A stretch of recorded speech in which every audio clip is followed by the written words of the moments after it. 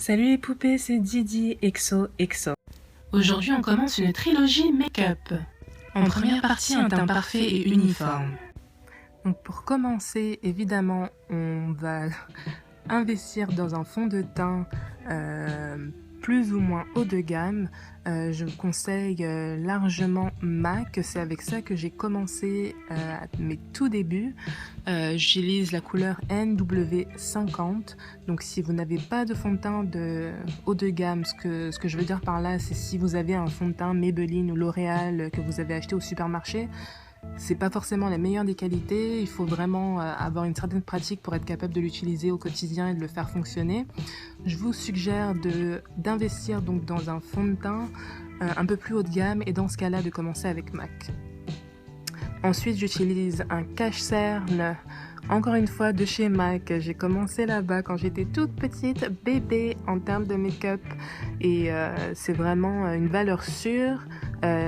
Ici, je prends une teinte une fois plus claire que ma carnation, juste au cas où je voudrais faire un effet highlight. Mais dans cette vidéo, vraiment, le but c'est d'avoir un teint parfait.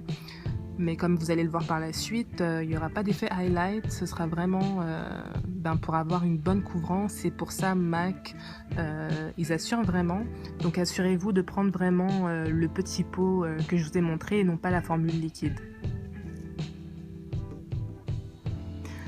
Ensuite, pour s'assurer que le make-up tienne toute la journée, c'est hyper important de fixer toutes vos zones problématiques. Pour moi, c'est le dessous des yeux, le nez, le menton et le front. Encore une fois, c'est pas du tout pour obtenir l'effet highlight, c'est une trilogie qui se concentre pour la première partie sur vraiment la base de chez base. Et pour moi, la base de chez base, c'est vraiment d'avoir quelque chose qui dure toute la journée, qui ne devienne pas gras. Et c'est pour ça aussi que je vous ai suggéré la gamme de MAC.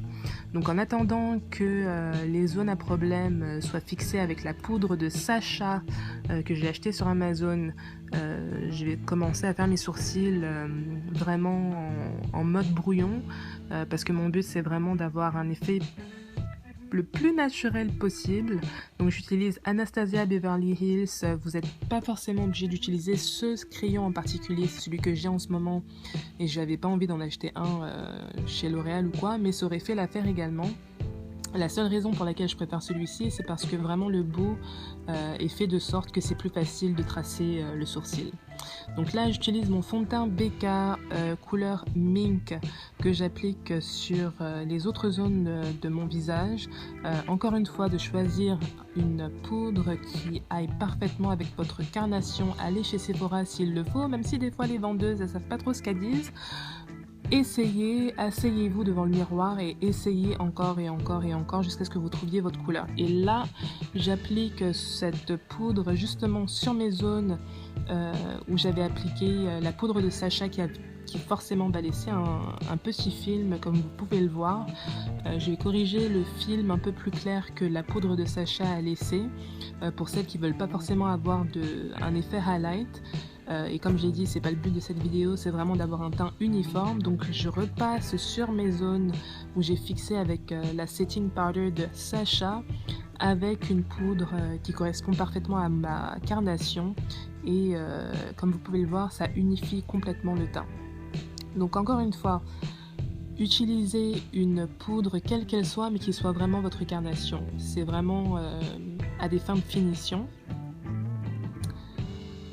Et ensuite, pour celles qui sont un peu plus extra, optez pour un petit highlight. Bon, j'ai dit que ça allait être simple pour la première partie, mais pour moi c'est vraiment, c'est pas le plus gros du travail en termes de make-up. La partie highlight, c'est vraiment la partie amusement.